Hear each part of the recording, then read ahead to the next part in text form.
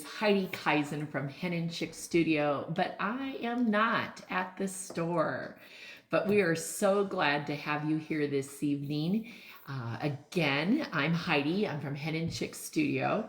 Our store is in Conrad, Iowa, but tonight I'm at home at the dining room table bringing you some piecing tips as part of our Shout It Out Sew Along. What is the Shout It Out Sew Along, you say?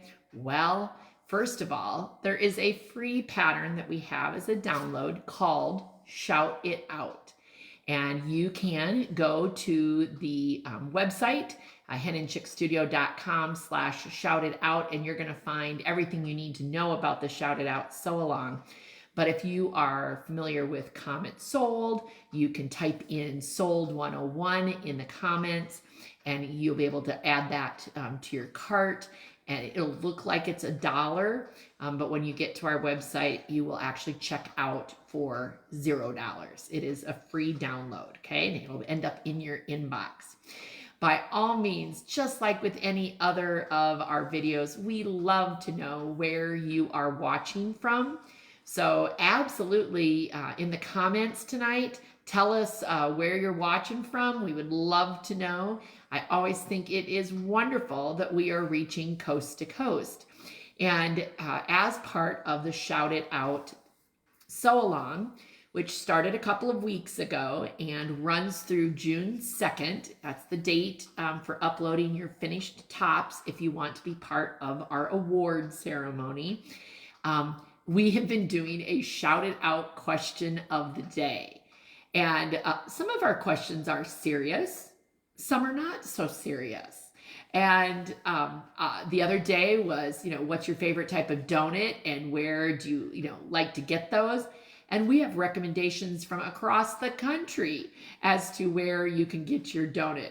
And tonight, as I was eating some fresh asparagus from Aunt Janet this evening for supper, I was thinking I really probably should have gone through all of the posts today because the question today was, how are you fixing your asparagus or your rhubarb? To me, those are two wonderful springtime treats that we get fresh out of the ditch or in the backyard for rhubarb and asparagus, and they can just be so much fun. And there are some great looking recipes and even a video. So by all means, chime in and add your interpretation to those questions as you see them, whether they're on the main page or in the creative community. And hello, I see people coming on. We've got Joanne from St. Ansgar and Mary from Missouri. I love it. So welcome, everybody. So this is week 3 of our Shout It Out Sew Along. We try to keep things pretty simple. We already have people who are done with this project. It is such a doable project, and we've uploaded quite a few. I know I have a few more to do, but we've uploaded quite a few onto that Shout It Out page so that you can see what other people are doing. And I love, Goldie, would you just go over to the kitchen because somebody is not behaving well? Thank you.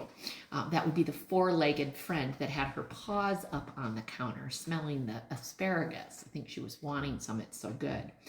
And so anyway, as part of this event, we do 4 weeks of videos. This is week 3. So week 1 was talking about fabric selection. We talked about the 3 C's of color selection. All of these videos that I'm talking about are on the website as well as on YouTube, so you can go back and check them out anywhere. Week 2 was about cutting, and I talked a little bit about the differences between cutting with a straight ruler versus a stripology ruler. I can tell you that once you master a stripology ruler, it can do anything. And Jamie and Leslie today would tell you that a stripology ruler came in really handy when I made them cut, 1,000 3-inch strips or something like that, or more maybe, and it makes it go super fast. And that might sound overwhelming, but at the same time with the stripology ruler, it can be done really, really quite quickly. And tonight we're going to be talking about piecing. That leaves the last of the videos for next Thursday, and it will be talking about finishing. And the simplicity of this pattern, I've been working on it. I'll just show you just a bit of mine. Here it is a cherry themed fabric that I found, and I won't undo the whole thing at the moment, but it is a fun and simple pattern. I loved that one of our customers, and I apologize for not remembering who it was, actually posted in the creative community today and said that this pattern was so simple it might be her go-to donation quilt pattern. And that's exactly how we want you to use these kinds of patterns. This one is extremely doable, easy, uses a lot of fabric, and would be great to donate. So definitely something you might want to think about, okay? And so as we talk about piecing, again, this specific project is pretty darn easy. But one of the things that I first want to start with is, how is your sewing area set up, right? And I happen to be at the dining room table. We do have a sewing room, and sometimes we have the sewing machine in there, but a lot of times if there's 3 of us, Goldie, Virginia, and I, that are working, it just is easier to actually have the table out, or the sewing machine out here, because we're using the table for cutting. We just don't have that big of a space. But I always have my favorite pin cushion. I always have some scissors. I usually have a glass of water. Usually my phone is on this side, and I have my earbud in my Bluetooth earbud in my ear, and I'm either listening to a podcast, Mel Robbins or Marie Forleo, or listening to some good music, maybe even a Hallmark movie, anything that I'll say as I am entertaining myself. But one of the other things that you will see at my sewing table, and you're just gonna laugh at this, right, are these little bits of fabric, and they have sewing lines across them, right? Sometimes they're a little bit bigger, because like this was something that I didn't use in a previous project. If you saw the Flower Power table runner I did, this was an extra unit from that quilt. So I'll have this extra unit. And you might say, well, why is she keeping these scraps around? And I thought tonight would be a great opportunity to explain to you that these are called starter strips, okay? The basic idea is that if you start your machine with a starter strip in place, okay? So I'm just gonna put it under the sewing machine. I'm gonna put my presser foot down. I'm gonna hold my 2 threads, and I am gonna put my needle down. I always like to start with my needle down, so it ends with my needle down. And on this machine, I'm running it with my hand rather than my foot. So I'm gonna sew a couple of, to the end of the other piece. I trim off those threads, and now I have a starter strip underneath my presser foot. I always have multiples of these because they're at the beginning and the end. Now, you can multitask and actually sew additional pieces. So when I was making this part of the quilt, this is the quilt center. I haven't added the inner border or the outer border yet. I actually had all of the pieces. I'm going to show you, they're over here on the side. I had all of the pieces that go in the outer border. So as I came to the end of a row or whatever, I would grab 2 pieces and I would sew them, put them under like a starter strip, and I would sew. Then I'd be able to clip off my row that I was working on for here and be able to keep sewing. So I actually have a pile of the outer border pieces already done. Didn't even really think I was working on it, and all of a sudden you're like, oh, I've got quite a few done. There are even books out there all about starters, starter blocks, so that you can have little projects in mind. I don't get too crazy, other than if there's something within the quilt that I'm making that I can sew an additional unit while I'm working on a main piece and not get myself messed up. I like to do that, because nothing like getting the quilt done faster than you might expect, right? Oh, and Dawn is calling them leaders and enders. Absolutely. All sorts of different names. I just typically use a scrap Oh, sometimes binding strips are great, like, you know, just cut off a couple of inches off the end of a binding strip. I always like to make sure it's 2 layers thick, just like the quilt blocks that I'm sewing. So I want that. Okay, why am I doing this? One, you don't want to have a bird's nest of thread underneath. So it's nice to have that sewing machine started, and so you've got that, you know that you're not going to have a bird's nest underneath. The next thing is that when you are sewing, you are able to, I'm going to grab my next 2 pieces. I'm lining them up, right sides together. That now when I go to put my first pieces underneath my presser foot, and I'll say butt them up to the edge, I'm going to save on the amount of thread that I'm using. And so it is going to allow me to be a little more, I'll say, conservative that way in the amount of thread. Okay. Also, when I start sewing, it is super easy to get that block going. It doesn't seem to have any trouble because the thread was already caught on that starter piece. So that helps. I also end with a starter piece, ender piece, leader and ender, so that when I put the presser foot down and shut the machine off at night, that I'm ready to go the next day. Okay, so as I'm sewing, a couple of things that might come up. First of all, what thread am I using? I'm using an Aurifil. I do love color 2326, and we don't happen to have, I'm not showing you any of the threads tonight, but we do have a lovely selection of Aurifil and Gutermann on the website. So if you want to go over to henandchickstudio.com at some point and shop for thread, I like a nice neutral, even though I've got white in here. I also have a lot of other colors, and so I tend to choose something that's got just a little bit of color to it, like this particular spool, but nothing too dark, okay? So that's one thing. Then you might be saying, is she pinning everything or not pinning? At this point in the game, I am not pinning. I feel that I am accurate enough that if I put my pieces together and line them up, those pieces are small enough that I feel I can guide, you know, put things in place.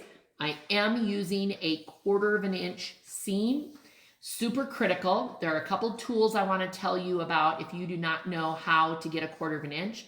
One of them is the Perkins Dry Goods seam guide, and you can show that and put that right out in front. And this is, Celine Perkins did an entire video for us about the importance of a 1/4 inch. And that video is in the Inspire tab on our website. And there's other great videos there as well. But if you have different machines and you're not sure where the 1/4 inch is, it is a quick and easy little guide that you can literally, there's a hole where you put your needle down and you can immediately see where the 1/4 inch. Then there's a product that she has, the Q-Tool Sewing Edge, that once you know where your 1/4 inch is, like on the sewing foot that I have there, here, there is actually like a little guide. Well, the product, and it's the kind of purplish one, it's like a, okay, and this is a sewing guide, but it's like a tape that you can put down on your machine, and so it acts as a sewing edge that you can align your pieces up to that, and also to be able to know exactly where your 1/4 inch is. There's another product called the Diagonal Seam Tape. Again, another product that's a tape. This is from Cluck Cluck Sew, and it can, you can rip it off in pieces. It has different uses. I've used it for embroidery when I'm wanting to get a very specific length of stitch with my hand. So that certainly is helpful as well. So there's a couple of different products. But I want to make sure that I am sewing a 1/4 inch so that I have a consistent piecing together, that everything is coming together. What happens if your seam is off by even a smidge? You know, on a small quilt, it's not going to make a difference, but the bigger the quilt you get, or the more detailed the quilt you have, the more all of a sudden that adds up. So, say for example, like we've been showing Jason Yenter's Prism quilt, each block has a lot of seams in it. If every one of those seams was a 1/16 of an inch off, you could very easily start to have blocks that were 1/4 of an inch or more off because of that little bit of difference. So it is important. On a project like this, you can fudge a little easier if your 1/4 inch isn't perfect, but certainly over the course of time, you want to make sure that that is accurate. Okay, and so as I'm sewing my pieces together, one of the things that I'm doing is so I'm not using pins, but I am chain piecing. So I just lift up the presser foot enough I basically sewed to the edge of the last piece. Pick up my presser foot, I put the next piece under. I'm going to sew across this and end up with going right up to the other edge. And for this example, I'm going to put a starter strip, ender strip underneath here for a second so that you can see what I'm doing. I am chain piecing. Now, ideally, I would literally go through this entire stack, right? But for tonight's demonstration, I just wanted to show you my cute little chain of pieces. So this is what we would refer to as chain piecing. And I would come through, and it's always fun to have a little snip, little snippers. And we brought along our fun little snips that we have at the front counter at the store, and what a great little piece. But I can literally come through and snip each of those apart and now have my individual pieces, right? And I can cut my starter strip off and I can put it back using it here. And Joanne, great question. And yes, this is absolutely a great time to ask. I am not doing any back stitching. I am not doing that with anything as I'm sewing. I'm trying to think if there's any time I backstitch. Rarely. That's how often I backstitch. Rarely. So I don't know. And Susan, another great tip. Always try to use the same machine for a project. If you were listening last week, I talked about using the same ruler. Same thing is true for a machine. Any of your tools. When you're working on a particular project, try to always use the same tools, including the same sewing machine, because we do know that some of us have more than one sewing machine, right? So definitely use the same sewing machine, and no back stitching. Again, I'm trying to think of when I do, but it's rare. It's very rare that I do. I know that most of these seams are going to be caught going the other direction when I sew blocks together. So I don't typically do that. Pins. Let's have a little lesson in pins at the moment. And Goldie, you can go ahead and show my favorite pins. And I am going to, these are the Patchwork Fine Pins. You show what they look like. That's what they look like in a package. And Goldie, if I hold these up, can you see those at all in there? And can you see the difference in they're kind of blurry. They're kind of blurry. Can you hold them or move them to where they're what I want to try to show is the difference. So the pin on the left in the screen is a Patchwork Fine pin. The pin on the right is a random, much thicker pin. When I am trying to piece, would it be helpful if we pinned it into something? Here, let's try this. Nothing like, we'll play with this on air, right? Okay. And so I'm going to try, oh man, it feels like I am trying to put a nail through there. Okay, that might help with our focus, so you're not trying to focus. All right, now try to hold those. Yeah, the beauty of changing things up. Does that work a little better to show the focus on that? Okay, so when you're talking about pins, and can pins make a difference? Yes, they can. If you've been using the big pins and then you end up going to a Patchwork Fine pin, you absolutely are going to see a difference. And I'm going to call upon Virginia. Can you come and take care of Lucy for me? She would like a little attention. Lucy is Henry's dog, and she's here with us, but I think she needs a little attention tonight. She's out there, and you go ahead and step out with her. And this is live TV, and this is what happens when you're at home, right? You've got everything that's going on, all the distractions that we have. Okay, so again, when you're working with pins, there are times when I pin. So for example, even though I didn't have to match any seams when I was sewing together Shout It Out, those vertical rows were pretty long. And the more you, I think she could hear Henry's car coming up, because that's what she's running towards. When you are trying to pin all those rows together, or sew all those rows together, if you don't pin them and you start just sew, it is not unusual to end up stretching your quilt and having those not be the same level, the same stretch at the end. So I pin at both ends, I pin in the middle, and then I pin as often as I feel that it's necessary to do. And so it just depends on, again, how much you need to do and how much you pin. So I do use pins in a project, but I also don't at different times. The last tip that I want to give you tonight before we wrap up is just a little bit about pressing. I'm not going to the pressing table today, but always remember to start by setting your seams. And that means that you're pressing. So if I have this piece, I am pressing with the piece that I want to press the seam toward on top. So I want to press it towards the dark. So I press it with steam going this way. Then I open it up. I take the tip of my iron and I press this open, and then that seam is going to go in the correct direction. Okay. I love to use the wool mats because it adds sort of an extra layer of steam and heat. So I literally am like sandwiching the piece of fabric that I'm pressing between a hot, steamy mat and the iron. All right, so those are some piecing tips for you this evening. I hope that you've gained some kind of insight and help for being able to do your Shout It Out project.